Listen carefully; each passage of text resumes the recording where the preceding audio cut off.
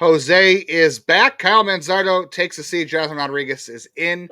Guardians are out in San Diego. Luis Ortiz makes his Guardians regular season debut, and everyone's going bat crazy over new bats. Tanner Bobby the Guardians, and you're listening to Locked On Guardians. You are Locked On Guardians, your daily podcast on the Cleveland Guardians. Part of the Locked On Podcast Network, your team every day. And Jose Ramirez clearly came back too soon. He had a home run in his first at bat. Send him back to the bench. He needs more time off. This is Locked On Guardians. Thanks for tuning in to our favorite half hour of the day. We hope it's yours too, where we talk about the Cleveland Guardians for the next half hour every day. Part of the Locked On Podcast Network, your team every day. Before we get into today's show, we'll talk about Kyle Manzardo not being in the lineup, Jose being back in the lineup. We'll talk about the lineups. We'll talk about the Guardians minor league system a little bit today. We'll talk about Luis Ortiz's debut. Torpedo bats. We got a question about patience versus passivity. We'll probably do some in-game updates because we are recording during the Guardians' first game in San Diego. And today's episode of Locked On Guardians is brought to you by FanDuel. Right now, new customers can get $200 in bonus bets when your first $5 bet wins. I'm Justin Latta. I have been covering the Guardians minor league system since 2007. Eager to get started again with the next season next week. Next Friday, I'll be out at Lake County. And I have previously been the editor-in-chief of Guardians Baseball Insider, currently the News Herald, the Morning Journal, Prospects Live, next year in Cleveland.substack.com, where you can find all of my regular Guardians prospect content update.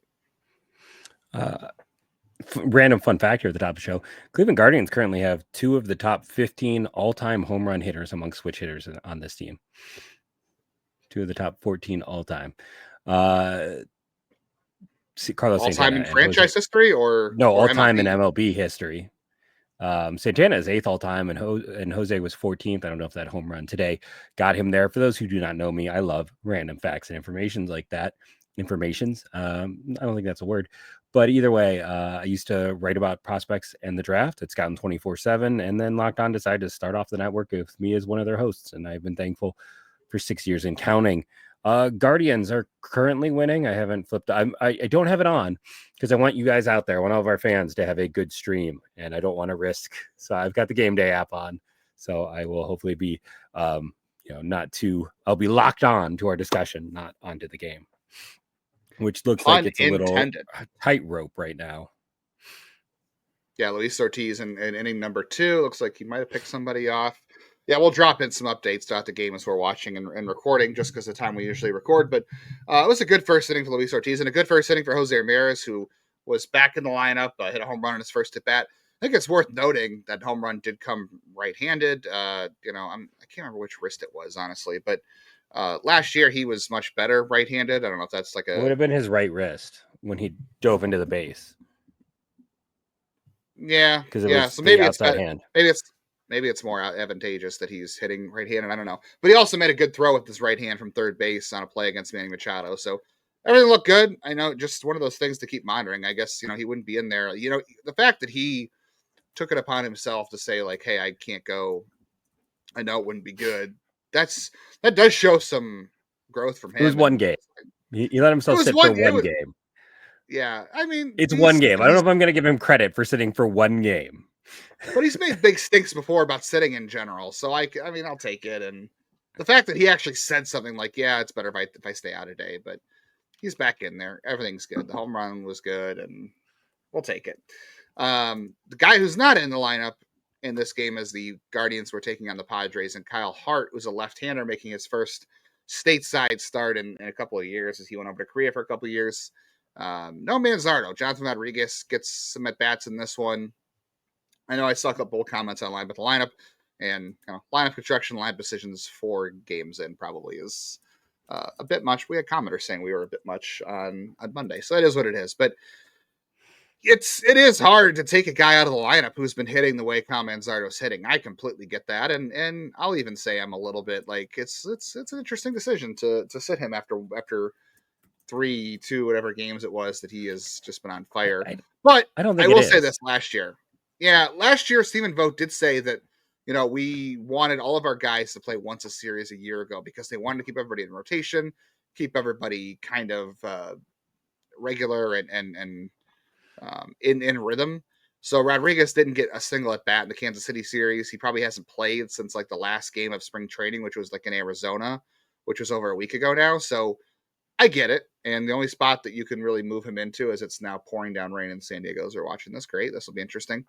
The only way you can really get Rodriguez in the lineup is with the DH spot. You can put him in right, but then you take out Noel, and you want Noel in there more than Rodriguez at this point. So I get wanting to keep Manzardo in because he's riding a heater right now, but also you do want to get Rodriguez some at bats. And who says that Manzardo may not pinch hit later in the game if it doesn't get. Here's the thing, just bottom line, he's better against righties and lefties. I know he had a great weekend against lefties, but he's going to be better against righties and lefties.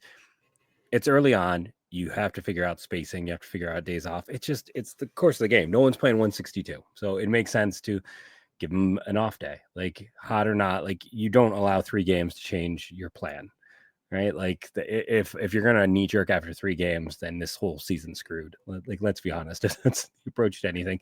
So it's like guys need off days. Guys at points are not going to play, and you need players on the bench to play well. This is looking like a Luis Ortiz spring training special. That's not ideal, but yeah, I think it's much ado about nothing. Yeah, this one's getting out of hand early, but we might be able to do 2-1. It's out of hand. It's worse than 2-1, my friend. You're behind. Okay. Especially because this is not a good San Diego Padres lineup. The top 5's pretty good, and yes. To be fair, Xander Bogaerts has had a better start to the season this year. He has, but right now it's Gavin Sheets and Jason Hayward are doing some of the damage. Diaz, yeah.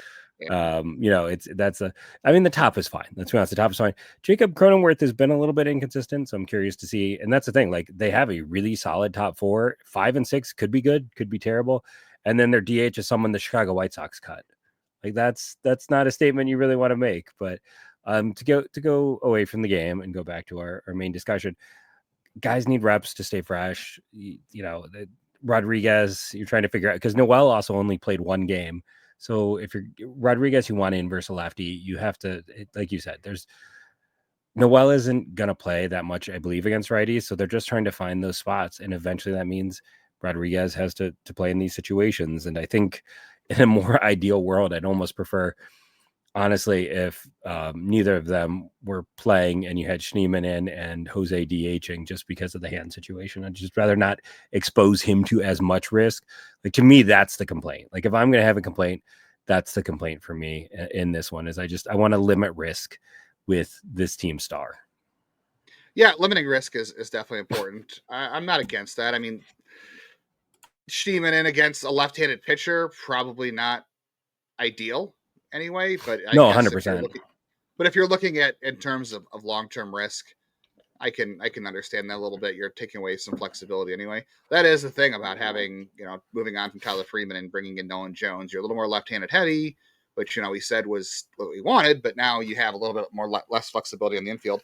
I wonder what the last time Nolan Jones was that he took reps at third base. Like, I mean, if you're going to do it that way, I think I'd rather technically have Jones versus a lefty than Schneemann, just because of, they're both not great against lefties, but it's probably been years. I wonder if he's taken reps at third base. I know it was not great for his back, and he's had back issues, so maybe the infield wouldn't be great for him. But no. I'd just be curious to see if it's an option, if you want to regain a little bit of flexibility and you want to DH Jose but keep other guys in the lineup and do those sorts of things.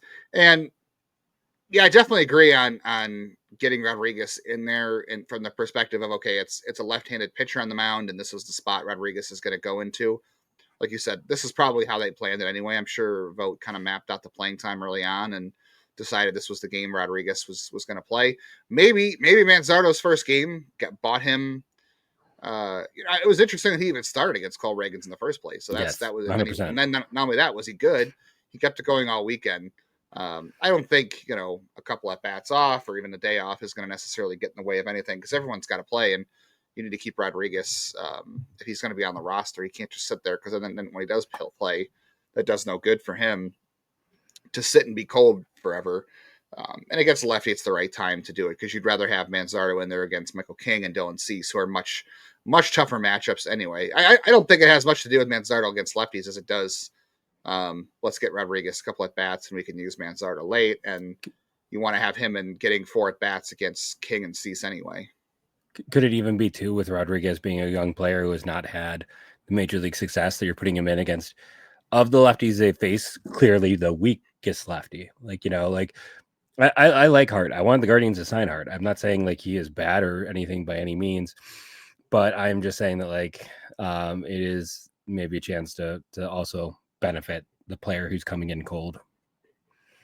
Yeah, no, I think you're right, because you want to put your guys in the best situations possible, and Reagan's is good against everybody, so Manzardo's just was good against him, and Rodriguez, putting him against the guy who might not be as tough as Cole Reagan's is now it's 4-1. You're right. This is not ideal for Luis Ortiz. Probably going to get our first Tristan McKenzie outing of the year, if I had to guess.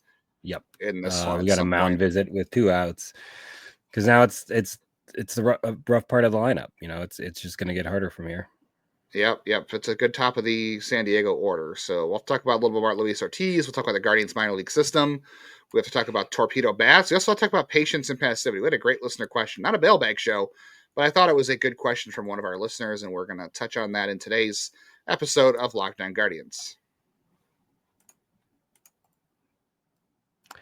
First, March Madness is here, and FanDuel gives you the chance to get on the action like never before. Right now, new customers can get $200 in bonus bets when your first $5 bet wins. That's $200 extra bucks to use on everything from buzzer beaters to Cinderella stories. So from what I understand, there aren't any left. And even who's cutting down the nets. With FanDuel, it's very easy to pick your favorites. You can stay in the action, and you can check everything in one place. It's a nice, easy interface for you to go, check your stats, and bet on the action. So visit FanDuel.com and get in on the college hoops action all tournament long.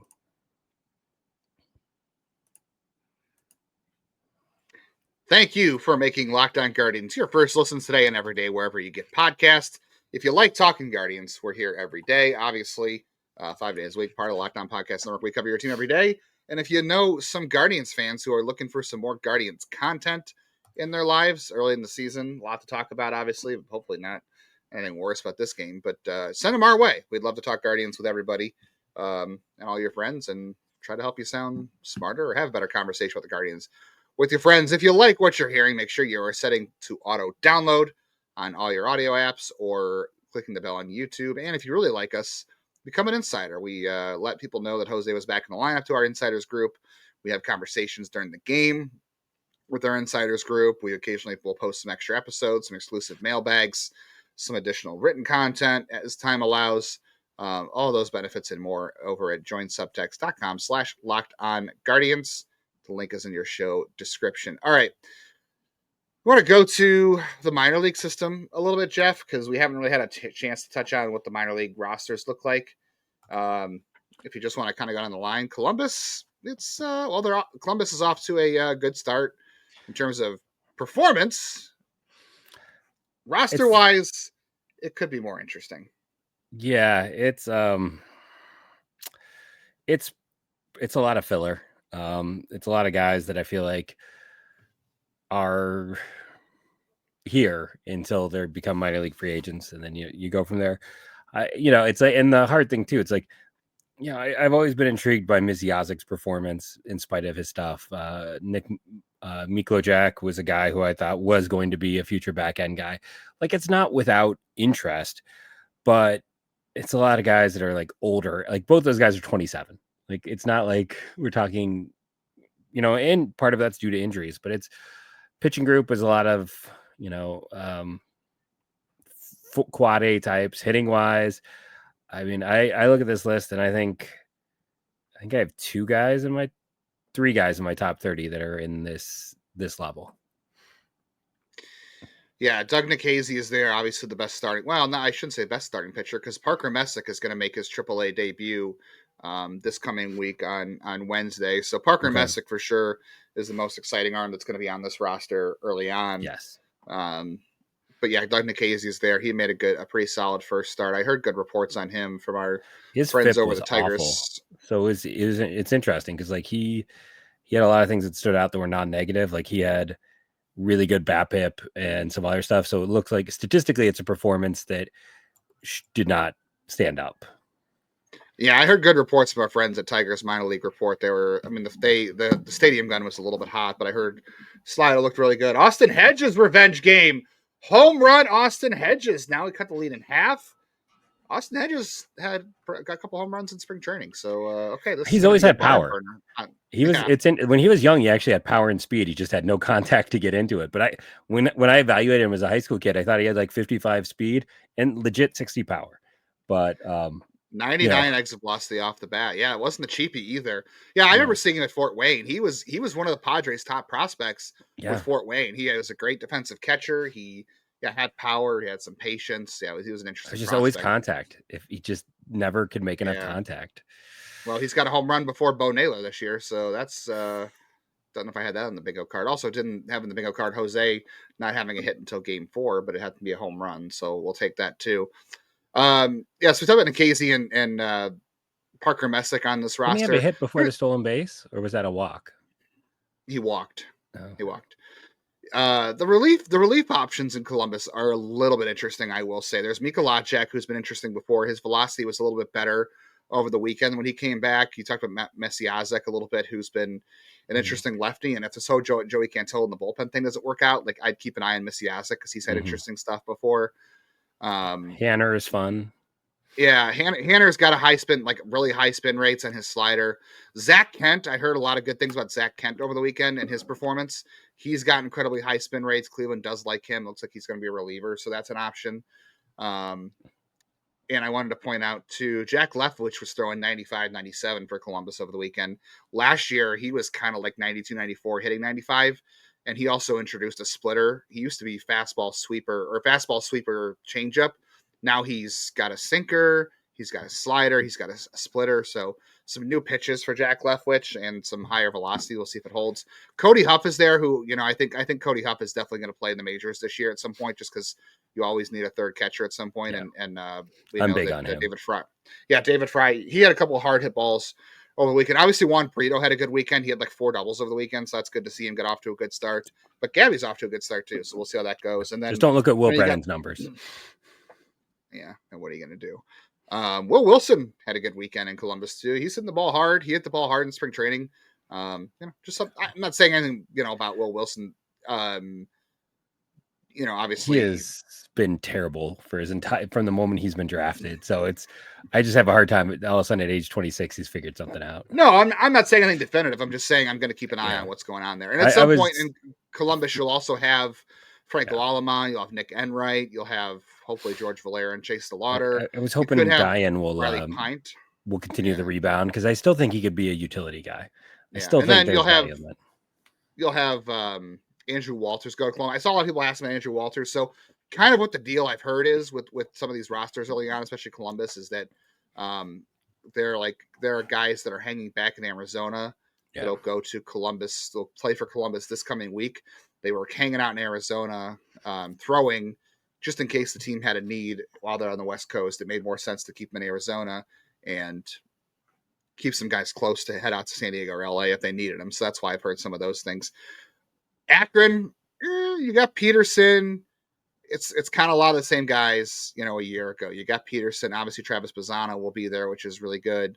Kafis and Cleo Watson. I'm still waiting for Cleo Watson to show something. I don't know if he will at this point, but still not that old. I mean, he's only 21. Oh. Yeah. So there's still no reason to rush and worry about. Not say not worry, but there's still no reason to give up on Cleo Watson at this point. He was a toolsy guy from not the best competition area, so it's like he was way behind in development just as a high school kid. So yeah, I mean, I'm not saying I'm expecting much. It wasn't a top 30 guy for me, but he's a tooled up kid. So it's like if he ever figures it out, he could still turn into something. Yeah, you'll have our guy Austin Peterson, who we like there, starting in Akron again. Obviously, Cooper Ingles there. I think I've said before, I think Akron's got a lot of interesting guys. Magnus Ellert start there. We like him out of the bullpen. I don't think Angel Henao is starting there. It looks like he's staying back in Arizona to deal with something for a little bit. The outfield, not really all that interesting in Akron. You have Burgos. Burgos is surprising. Burgos actually has some good bat speed and some exit velocities in there. I just don't ever see it sticking for him. But, Jorge Burgos is not a guy that you shouldn't pay attention to, just not a guy that's really like on the radar right now. And there's Lampy and Guy Lipscomb, who are obviously interesting too. I would probably say if we're looking at the rosters as a whole, it's probably Lake County that has the most interesting roster. You have Josh Hartle. You've got Dylan DeLucia, who was really good at the end of last year. I'm curious to see how he follows that up. Tugboat's back there. You have Jacob Cozart and Ralphie Velasquez. Ralphie Velasquez, oddly enough, is listed as a catcher on Lake County's website. I don't expect him to catch that much, but Cleveland said if they can keep catching alive, if he can catch a game a week, it'd be very useful. Be super useful. If yeah, I mean, like I said, Cleveland tried to compare him to not necessarily David Fry, but like that same situation where plays right field or plays left field, plays first base, but can also catch occasionally. I think that's I'm not valuable. Sure if on Hill now. Yeah, that's very valuable. He didn't play as far as I know. He didn't really catch in a pro. Not that I know of either. MLB game this spring, but he might have on the backfields for all we know. Adam Hanau starting there. We'll see what happens with him. Juan Benjamin is there. I do like Wilfredo Antunez a little bit. He's interesting. Guy with some speed and power. Obviously, Jason Churio is the big draw on this roster. Watching Jose take some cuts here, and it's a little interesting, the body language when he takes these cuts. I don't run the first at bat, so I don't want to read too much into it, but just kind of watching the body language as he swings the bat. You know me, I'm all for more of a cautious approach. I'm a cautious scout when it comes, I bet on floor over ceiling. This is how I operate. I'm always going to be a little more. I blame my. He doubled, so he's fine. He's fine. I'm always a little more nervous, but he's solid. I'm not going to stress too much about him. I'm just going to be a bit nervous because I can't help myself. This is the same guy, by the way, who did have the hamate injury in 2019.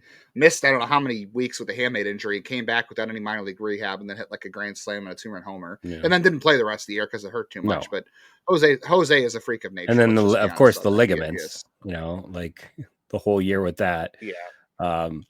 Should we bounce to our second break here and come back and talk maybe a little more minors? Talk about torpedoes. Yeah, we got Lynchburg roster, which I think got also some high-end talent. We'll talk about definitely torpedo bats we have to talk about as well, and more updates on the Guardians and Padres as we record live during the first game of the series on Monday night in San Diego on today's Locked On Guardians. If you're looking for skilled trade supply house, whether you're in plumbing, HVAC, electrical work, Supply House is the reliable way to order products online. Their easy-to-use website is packed with helpful resources for you and the latest product info to help you get the job done right. Plus, they have a complete inventory of over 200,000 parts from 400 top brands. You will find exactly what you need. It'll be delivered fast from coast to coast. If you need help with an order, SupplyHouse.com offers expert support, industry-leading service, and you'll always talk to a real person. Trade pros who are looking for an extra edge, they have a free Trade Master program that offers exclusive perks such as a dedicated phone line, free shipping, and discounts on every order. Thousands of skilled professionals are already taking advantage, and now it is your turn. Join the Trade Master program today at supplyhouse.com/TN. Start ordering plumbing, HVAC, and electrical supplies with just a few clicks, and use promo code SH5 for 5% off your first order. That is supplyhouse.com. All right, Guardians do get a run back, but don't get any closer after the third inning. Let's continue on with talk about some minor league rosters in the system and who we like, and dropping you some updates in game here. I also want to talk about our question from our listener about patience and passivity too. Lynchburg definitely going to have a good roster. I don't think either of you are surprised that Braylon Dowdy's on that roster, and none of the other high school kids are. I think that was going to be pretty obvious. He's the most advanced out of all of them, and I expect him to get off to a good start there. And the other guys, I feel like him and Oki are kind of close. I think just because Dowdy played in California and Oki played in Iowa, and they didn't start their season until like May, that he's probably a little bit more behind. But Oki had more of the summer showcase stuff than Dowdy. That's true, because Dowdy played other sports. Yeah, so I think they're kind of close. I wouldn't be surprised. Now Oki also had some rumored barky, arm issues from overuse spring. last year. Yeah. His manager just kind of borderline abused him, honestly. So I'm not that, but I'm just saying I think we'll see Oki there sooner than later, I guess is what I'm getting at. Yeah. Yeah, you'll have Dowdy. Some of the high school kids will make it there this year. Rafe Schlesinger, I'm kind of watching to see what they do with him. I really like the arm angle and the metrics. I'm curious to see if they deploy him as a starter or reliever. I think long term he's probably a reliever, but I do like him. I don't think why not throw him out as a starter. Parker Messick talked up Connor Whitaker to us when we had him on a couple weeks ago, so that's an interesting arm. Jacob Zibin looks like he's finally gonna pitch, make his Guardians system debut. The 2022 draft pick has missed 2 years with different arm surgeries, so they paid him like a late second, early third rounder. Like they paid him, so he's a significant prospect. Yeah, he's got another year before he's Rule 5 eligible too, so you really want to see him figure things out this year. On the infield, like you got Welbin Francisca, obviously, who finished the year there last year. Garrett Howe did too. Luis Morejo, who you and I both like. We'll see where he plays most of the year. First, third outfield, he's got power. And then the outfield, I don't know, right? We heard some interesting things on Ryan Cesarini. Yeah. Tommy Hawk is back there. Jose Perella had some interesting DSL data, but DSL data is just so really hard to parse. You went past Howe quickly. I kind of like Howe. I think he's got utility upside. He's got some wheels. He's got some definite wheels at that position. Yeah. All right, let's talk torpedo bats. Everyone's talking about the Padres using them in this game because they seem to be hitting everything. No, but in fairness, let's be very honest. They hit everything against Atlanta too. This is not like the surprise of they had a good. They swept the Braves. Yeah, and the Brewers, for what it's worth, everyone wants to talk about the Yankees bats against the Brewers. The Brewers went out and lost 13-1 to the Royals. Yeah, after the Guardians limited them I live in Milwaukee. I teach here. Like it was an emotional home game for the Brewers too. It's the first one without Euchre. There was a lot. It was kind of like it was a day for a lot of players talked about his importance to them and this and that, and it's a big game for the Brewers, and it was very dispiriting for all of my coworkers. So and I'll also say this, for all the talk about the torpedo bats, Aaron Judge doesn't use them, and he did a lot of that damage himself. Yeah. It's. I feel like this is a trend thing. Like a lot of we heard that Junior Caminero from Tampa Bay uses them. It's not just a Yankees thing. Davis Snyder.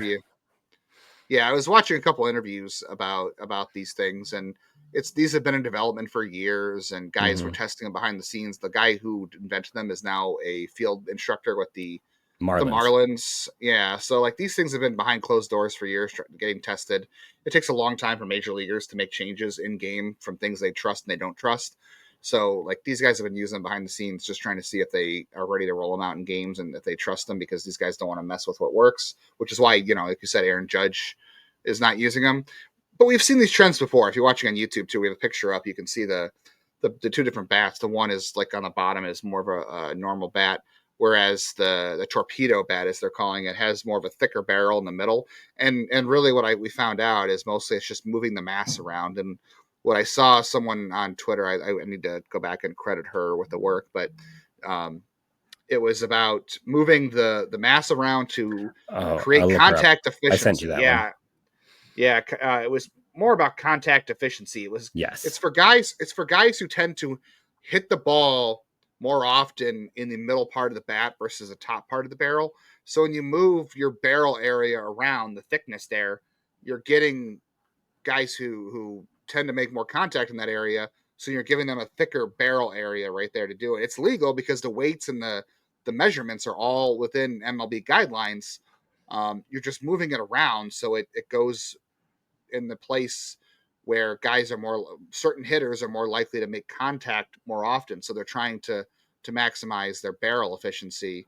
But you want to know what? These things are going trends and waves, right? Remember the Axe Bat? The Axe Bat was a big deal a couple of years ago. Yeah. There's a picture on YouTube too. It had that axe handle, and that was supposed to be better for guys' wrists. It was supposed to help with hamate injuries.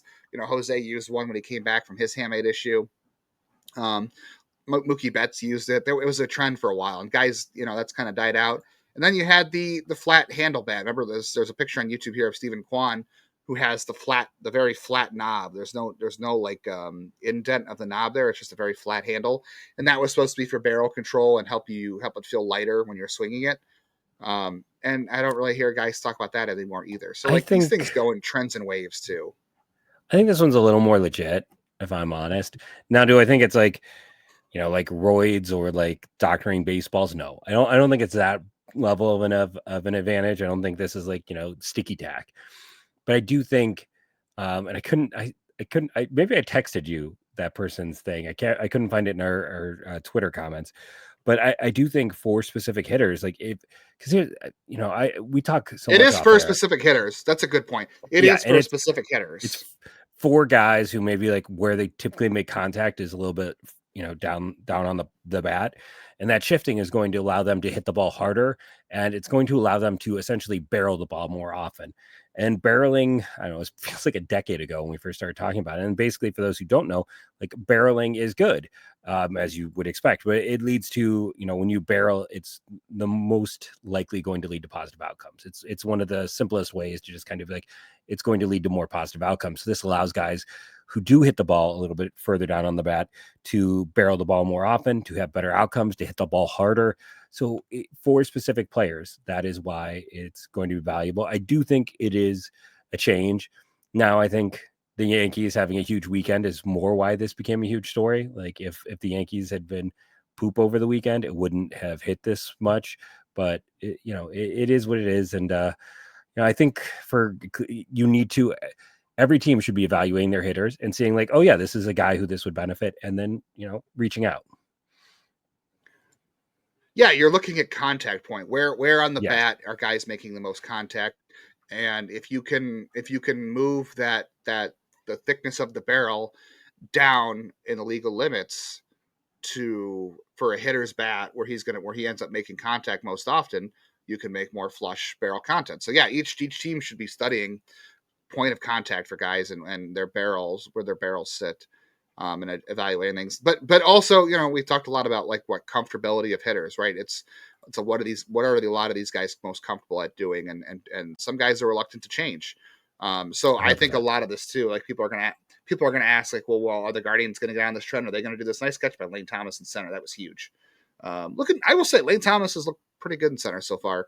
I saw him in spring training playing out there, and I thought he looked pretty good. So be a really nice development if he was a solid defender out there in center for them. But yeah, like people are going to ask if the Guardians are going to get on this trend. It really depends on if the player wants it. You can't tell the guy, hey, you should swing this bat, because guys are very particular about bats. Like Jose is like not particular because he would swing Rajay Davis bats. He remember Manny Ramirez would go locker diving for bats. Certain guys though are very particular about bats. So like you can't just tell a guy like, oh, you need to go and swing this kind of bat because it's better for you. These guys got to adapt themselves and be more comfortable with it. So we will see. All right, one more thing I want to get into today, Jeff, before we kind of get out of here, as we're just kind of talking through the game as it's going on out in Monday night, is patience versus passivity. We had a good comment saying that we're often critical of players who are passive at the plate, where they're drawing walks, but it's really because they're passive, not because they're patient or they have a good discipline. But we also talked about how over the weekend in Kansas City, Cleveland showed a really patient approach. They drove up pitch counts, and we praised them for that. Everyone's praising them for that. We like that. And the commenter, I have to grab the name. I think it was Steven something. I'm sorry if it was whoever it was. I think it was Steven. But what's the difference? How can we explain the difference? The way I look at it is kind of like this. It has to go by swing rate, right? There's an average swing rate in Major League Baseball. Some guys swing a ton, like Giancarlo Noel swings a ton, right? And then there's guys like Juan Soto who don't swing at anything, but it's not really passive. Like Juan Soto is not passive; he is patient. Steven Kwan, I think, is patient and not passive. I'm sorry, Juan Soto is not passive; he's patient. But you do have guys who, like we've seen this with Johnathan Rodriguez. Like if you want to look at his swing rate in the minors, his swing rate is much lower than what you would see from the Major League average. His swing rate in AAA last year was 42%. And I'm going to have to go back and look at this, but guys who don't swing as often, they just tend to take more pitches. So 42% actually was Aaron Judge last year. So that's pretty good. So Johnathan Rodriguez is a bad example of this. I think one of the things that stands out is, the reason we say it is negative is because in college and in the minors, it's essentially you develop a bad habit of passivity because it leads to results because the control is so bad at those levels. So some players become passive because it is going to lead to better production. But then when you get to the upper levels, if you have become too passive, then pitchers start to take advantage of it. So yes, being patient and selective is one thing where you're waiting for the right pitch, but the passivity in particular it means that you're just letting everything come to you. And it's often, we look at guys who have these monstrous, and it's why walk rates in the minors are not a predictive stat and not something we can use to say if a guy is actually going to walk at the big league level consistently. It is something that you look at, and it's because you can, a fallback can be super. In Johnathan Rodriguez, why are some people lower on him in spite of having, otherworldly AAA numbers, is because that profile where you are passive isn't successful. When you're patient and selective, it can be, but when you hit that point of passivity, there are some guys who can do it, but it very rarely leads to success. Yeah, let's like Travis Bazzana is one we're keeping the eye on, right? That's one that we find interesting. 38% swing rate. That would have been second lowest in Major League Baseball last year, up there with Kwan and Indy and Soto. But obviously, you talked about the quality of pitching is what matters. And in the low minors, you can walk at a really high rate. You can walk at high rates at high levels too, and not have it pan out. But it is that thing, like you said, it's developing habits. It's about like hitters need to learn how to dictate their at bats more than the pitcher, because if you're being reactive all the time, the pitcher's out ahead of you instead of you kind of taking control of the at bats. That's what good hitters do, is kind of controlling the zone. And when you're passive, you're letting the pitcher kind of control the zone on you. And you're also just assuming that the pitcher is not going to throw any strikes. Like I know Saris has done great pieces on this over the years where he's talked about the swing less is good because you're taking more bad pitches. That's I forget what the mantra was. It was swing less though. It was. Bazzana, like I look at Bazzana and I say, okay, he had a 7.5% swing strike rate in the minors last year. It's not a 1-to-1 translation. It's not an exact science or math, but what I've read is you basically double that, right? If you double that, that should be your strikeout rate. So it's 7.5% swing strike rate. That should suggest that Bazzana should strike out 15 or 16% of the time. He had a 25% strikeout rate. To me, that says he's taking a lot of third strikes. That's what the issue is there. So you've got to be a little more aggressive and not take those. That's the one stat I look at the major league level too. I have to look at more guys, but that's kind of the difference is chase rate and swing rate and just being selective versus just taking everything. It's the reverse of John Kenzie Noel almost as he flies out. All right, it is 4-2 Padres in the fourth inning. This is it for Locked On Guardians on a Tuesday. We will get back to you on Wednesday. We will discuss more of Game 1, the results of that. We'll take a look at Game 2 as well, in-game updates during Game 2. That is Logan Allen versus Michael King. That will be a tough matchup for the Guardians. Michael King absolutely dominated the Guardians in 2024. Yeah, he's really good. So that'll be a really good test for this lineup early on. So our next show will come on Tuesday. Again, we'll have some Game 1 San Diego series thoughts. Might do some draft stuff. There was a couple mock drafts out there. We can talk draft stuff a little bit. We'll do Stock Watch Wednesday a little bit, and we'll have some in-game Game 2 updates on Wednesday's episode of Locked On Guardians. I want to thank you all for joining us. Remember to rate and review, download daily. It helps. Do your part. Click the thumbs up, but just be aware there will be occasional spoilers. So maybe flick us off quickly if you haven't seen the game today. But thank you all for joining us.